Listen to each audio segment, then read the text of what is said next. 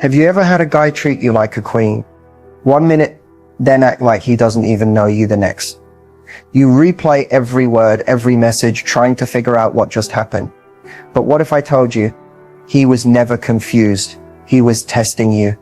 Most women miss this completely. They take it personally, they chase, they over-explain, and just like that, they fail the test and he walks away. But here's the truth no one talks about. Before a man lets himself fall in love, he needs to know what kind of woman he's dealing with. Not the woman you pretend to be on a good day, but the real you under pressure. He needs to know, can you handle his emotional walls without trying to break them down? Will you respect yourself when he pushes your boundaries? Are you secure enough not to react when he pulls away? Because here's the secret. Men don't fall in love based on your beauty, your body, or your charm. They fall in love with how you respond when you're being tested, even when you don't realize it. In this video, I'm revealing the hidden patterns of how men test women and how to pass everyone without losing your power.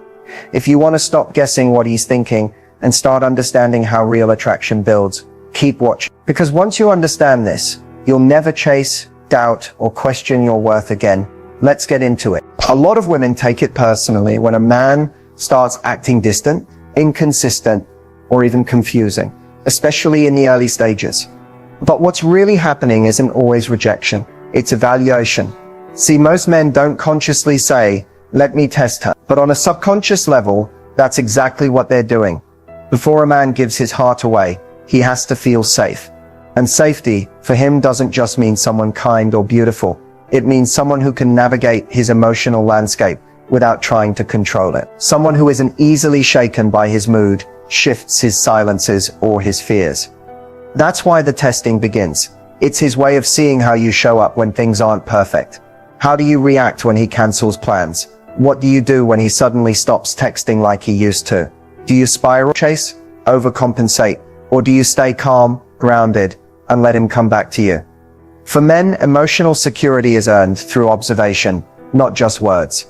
He watches your reactions because he wants to know, can you handle the parts of him that he doesn't show the world? The vulnerable, uncertain, flawed parts. If your self-esteem crumbles when he pulls away, it sends a signal that your stability is conditional, and that's a red flag for him, even if he can't explain why. And then there's this deeper truth. A man will test you because love feels risky. The more he likes you, the more his fears get activated. He wants to trust you with his heart, but he's watching to see if you'll stay feminine, powerful, and secure even when you don't get your way. If you pass that test not by performing, but by being authentic and emotionally mature, he starts to feel something rare, safe, inspired, seen.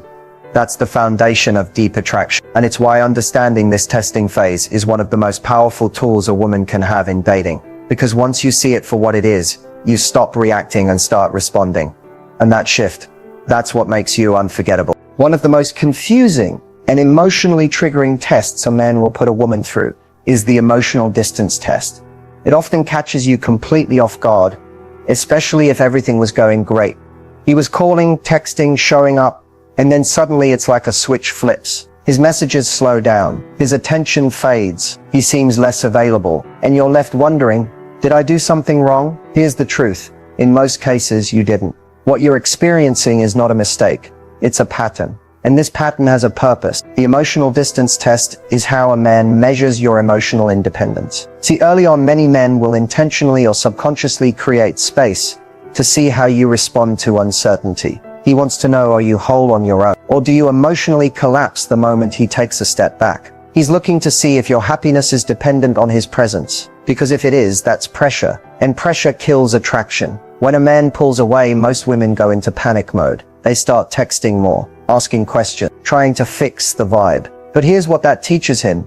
She needs me to regulate her emotions. She can't hold her own when I'm not constantly reassuring her. And when a man feels like he has to be your emotional oxygen just to keep peace, he starts pulling away even more. But when you do the opposite, when you match his energy with grace and self-respect, he notices when you don't chase, beg, or demand, but instead remain calm, confident, and unbothered. He starts to realize this woman doesn't need me. She chooses me. That's magnetic. Passing the emotional distance test doesn't mean you pretend not to care. It means you let the space be what it is, without spiraling into fear or self-doubt. You stay in your power. You stay focused on your life. You don't initiate a confrontation because there's nothing to fight about. You let his absence reveal his intentions. And here's what usually happens next. If he was genuinely interested in just testing, he'll come back often stronger. He'll see that you didn't flinch, that you're secure, that you respect yourself enough not to chase someone who's pulling away. And that makes him respect you more. If he doesn't come back, that's not a loss. That's clarity. That means he was never serious. And your reaction helped him reveal his true colors sooner, not later. Either way, you win, because you didn't lose yourself trying to hold on to someone who was unsure. The emotional distance test is not something to fear, it's something to master. And once you do, you become the kind of woman who commands respect without demanding it, and who attracts love without chasing it. That's power. One of the most emotionally draining experiences in early dating is dealing with a man who seems hot one moment and ice cold the next. One day, he's complimenting you, initiating conversations, planning dates, then out of nowhere, he pulls back. He becomes distant, vague, or just plain unavailable. And the confusion begins. You're left asking, what changed? Did I say something wrong? Why is he acting like he doesn't care all of a sudden? But here's what you need to understand. This hot and cold behavior isn't always about losing interest. In many cases, it's part of a psychological pattern. And yes, it's another test. See, when a man turns up the heat, he's trying to create emotional closeness. He enjoys the connection, the attention, the chemistry. But when those feelings start to deepen, when it becomes more real, fear creeps in. Not necessarily fear of you, but fear of vulnerability, fear of losing control, fear of being emotionally exposed. So what does he do? He retreats. He cools down, not because he's cruel, but because he's trying to reassert emotional control over the situation. Think of it like this. He turns the heat up to see how strong the connection is, then turns it off to see how you react when the energy drops. Do you chase hard? Do you blame yourself?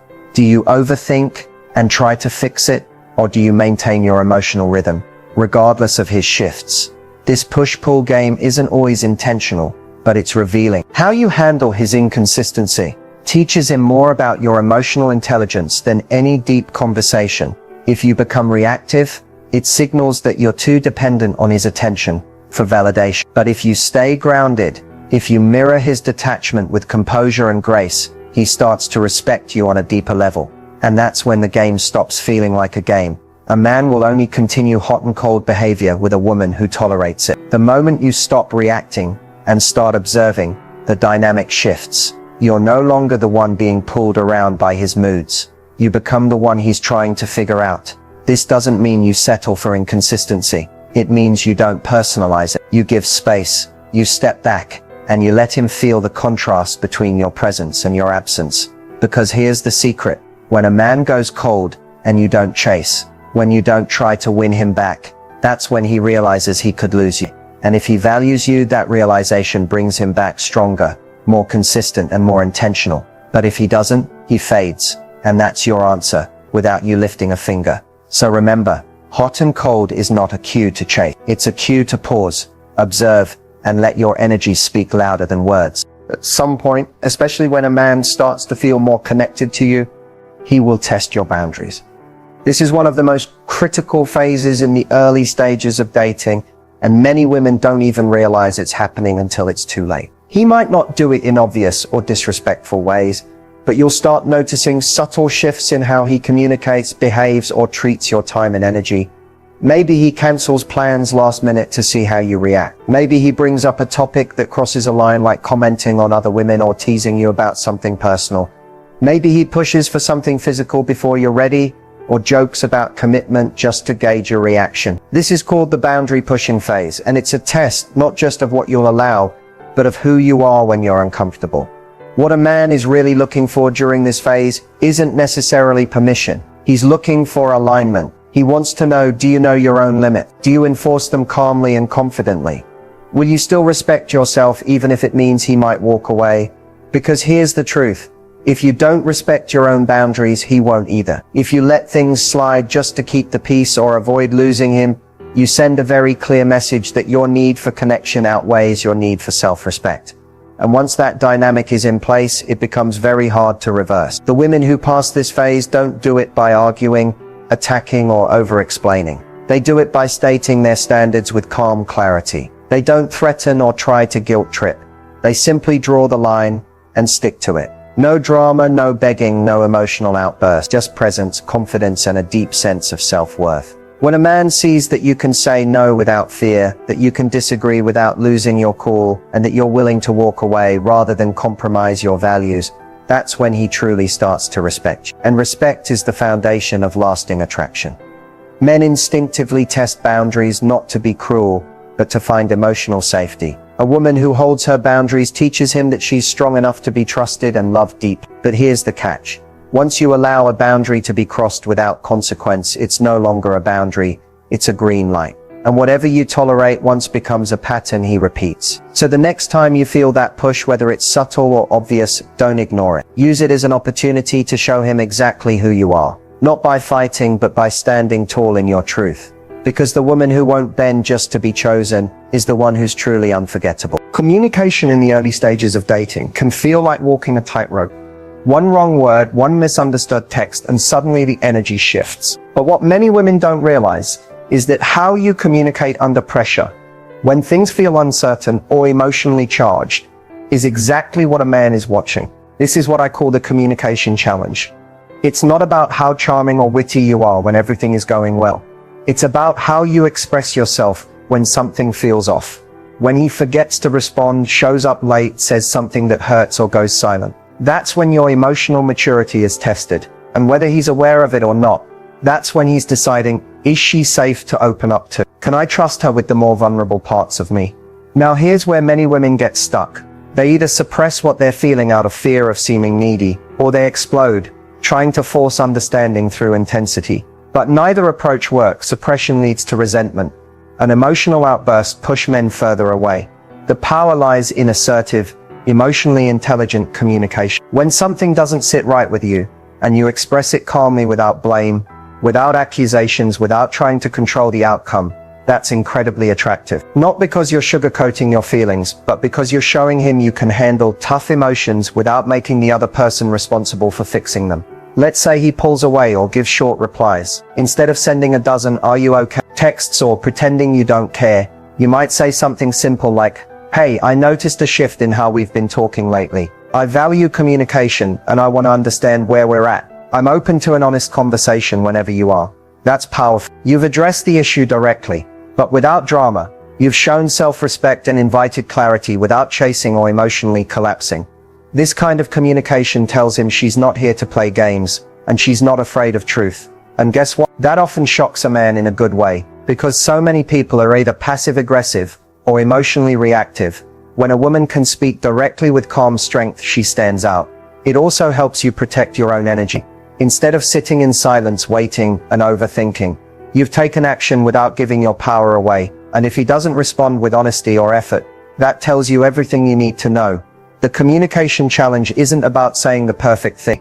It's about saying your truth in a way that honors you, invites real connection, and filters out the ones who aren't ready for it. Because the woman who can communicate with clarity and confidence, she doesn't chase clarity, she creates it. Now that you understand the tests, the emotional distance, the hot and cold behavior, the boundary pushing, the communication challenges, the question becomes, how do you actually respond in a way that keeps your power and earns his respect? This is where most women either overcompensate or shut down completely. But the real answer isn't about being cold or playing hard to get. It's about embodying emotional leadership, not overreacting, not begging for clarity, and not letting his behavior define your value. The first key to passing these tests is emotional self-regulation. When a man pulls back or gives inconsistent energy, your nervous system might go into panic mode. That's normal, but it's also the moment where your response makes all the difference. Breathe, pause, don't react immediately. The woman who passes the test is the woman who knows how to manage her emotional wave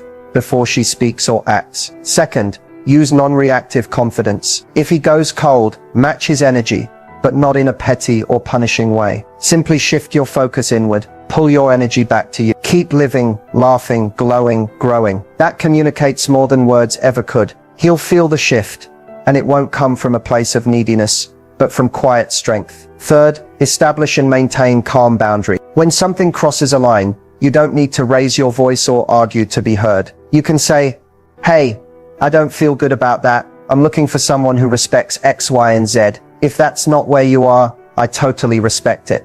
But I also know what I deserve." That kind of self-possession is rare and unforgettable. Fourth, master secure communication. You can express needs without pressure. You can ask a question without accusation. You can share how you feel without expecting him to fix it. For example, I value open communication. And when things shift, it helps me to understand where we stand. Direct, graceful, unapologetically clear.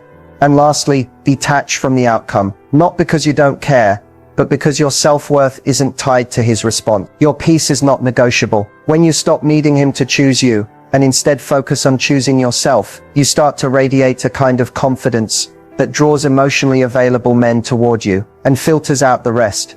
Remember this, the tests are not about perfection. They're about presence. They're about whether you can stay in your power when things get uncomfortable. Most women react, the rare ones respond, and those are the women men remember long after the test is over. Because at the end of the day, these aren't just his tests, they're also yours. Will you abandon yourself to be chosen, or will you hold your standard and watch who rises to meet you? The answer to that changes everything. So here's what happens when you pass the test. Not by playing games, but by showing up in your power, your truth, and your self-respect. Something begins to shift inside of him. Slowly at first, then all at once. When a man starts falling for you, it's not just because you're beautiful or fun or good to him. It's because he feels safe to be himself around you. He realizes he doesn't have to perform or impress. He can relax. And that feeling of emotional safety, that's what unlocks his heart. He's watched how you responded when he pulled away. He saw that you didn't chase. You stayed centered. He tested your boundaries. And instead of folding, you held firm with grace. He noticed how you communicated clearly, without blame or drama. And all of that told him, this woman is different. At this point, the fear he once had starts turning into clarity. He doesn't just like you, he respects you, and that respect deepens his emotional connection to you. He starts initiating more. He becomes consistent. He checks in, not because you asked him to, but because he genuinely wants to. Because now, he's invested. You'll feel it in the way he talks to you. His tone softens, his guard drops. You'll see it in his eyes when he looks at you, not with lust, but with admiration. He starts to open up about his past, his fears, his future, and not to test you, but to include you. Falling in love, for a man, isn't always loud or dramatic. Sometimes it's quiet, subtle, but you'll know it's real when he begins to prioritize your emotional well-being as much as his own. He starts planning. He listens more deeply. He creates space for your voice, because your presence is no longer just exciting, it's meaningful. And here's the most beautiful part. He didn't fall for a version of you that was trying to win him. He fell for the version of you who didn't bend, didn't chase, didn't shrink. He fell for the woman who chose herself and let him choose her from a place of alignment, not fear. This is when the dynamic shifts from testing to trusting, from questioning to committing, from performance to partnership. But here's the key. You don't force this moment. You don't rush it. You allow it to unfold naturally, with patience, poise, and self-worth. Because when you trust your value, when you believe in your magnetism without needing constant proof, you stop settling for temporary attention and start attracting lasting love. So if he's showing up differently, if his energy is focused, if he's present, if he's consistent, pay attention. He's not just talking, he's investing. And that's when you know the tests are over. The connection is real, and it's your turn to decide if he's worthy of the love you're ready to give. If you've made it to this point, you now understand something most people never talk about. Before a man truly falls in love, he will test you. Not always consciously, but instinctively. He's searching for something deeper than just chemistry. He's watching how you carry yourself, how you handle pressure, how you respond when things don't go your way. And now you know you don't need to pass these tests by being perfect. You pass them by being real, by honoring your own boundaries, by staying emotionally grounded, by communicating clearly, and refusing to shrink to be more likable. So what's next? The next step is simple but powerful. Start observing your own patterns. Where do you tend to overgive? When do you start chasing? Where do you silence your voice in fear of losing someone? These are your clues. These moments reveal where your power still needs reclaiming. The more you practice self-awareness and emotional discipline, the easier it becomes to navigate his tests.